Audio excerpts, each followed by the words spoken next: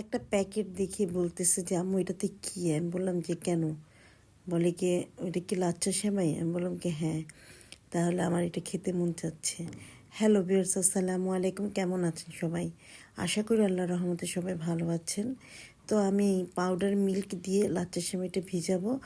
তো কেউ ইচ্ছে করলে লিকুইড দুধও দিতে পারেন। আমি এখানে লাচ্ছা সেমাইয়ের জন্য দুধ নিয়ে নিয়েছি প্রায় এরকম তরকারি চামচের 4 চামচের মতো, দিয়ে দিচ্ছি হাফ লিটারের মতো পানি, আর দারচিনি এলাচ দিয়ে ঠান্ডা পানি দিয়ে একটু গুলিয়ে নিচ্ছি। এরপরে চিনি দিয়ে দিচ্ছি, যে যেমন মিষ্টি খান ঠিক সেরকমই দিবেন। তারপরে এই চামচের 2 চামচ পরিমাণের মতো দিয়ে দিয়েছি চিনি। তারপরে চুলায় বসিয়ে দিচ্ছি, একটু ঘন করে নিতে হবে, আর কাঁচা গন্ধটা যেন দুধের না থাকে সেটা দূর করতে হবে।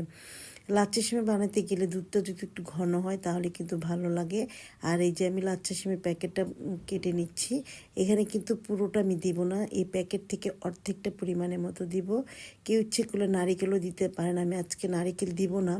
তারপর যখন একটু ঠান্ডা হয়ে আসবে তখন লাচ্ছা সেমাইগুলো দিয়ে দিচ্ছি। আর আমার এই সেমাইটার মধ্যে কিশমিশ, তারপরে কাঠবাদাম, সব রকমের বাদাম এখানে অ্যাড করা রয়েছে। চুলা থেকে নামিয়ে নেওয়ার পরে সাথে সাথে কিন্তু সেমাই ঢালতে যাবেন না, কিছুটা ওয়েট করে তারপরে সেমাইটা ঢালতে যাব। আর এই যে সেমাইটা ঢালার পরে এভাবে বসে সেট হয়ে গিয়েছে, আর উপর থেকে কিশমিশ দিয়ে ডেকোরেশন করে নিয়েছি। খুব সুন্দর লাগছে তাই না? খেতেও কিন্তু অসাধারণ হয়েছে। আজ এ পর্যন্ত, সবাই ভালো থাকুন, ধন্যবাদ।